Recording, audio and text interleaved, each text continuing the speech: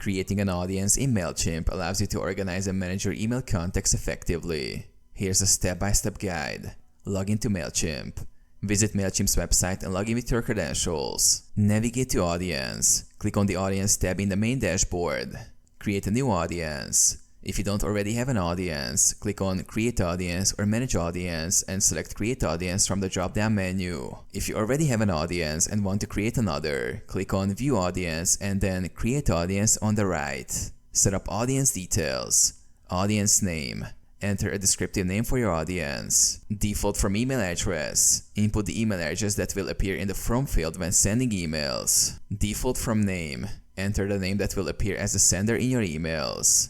Remind people how they got on your list. Provide a brief description for subscribers on how they joined your list. Add additional settings. Configure additional settings such as notification preferences and enable or disable GDPR fields as needed. Save your audience. Click Save Audience to finalize and create your new audience. Import contacts. Once the audience is created, you can import contacts by clicking Add Contacts and choosing to upload a file or manually enter contact details.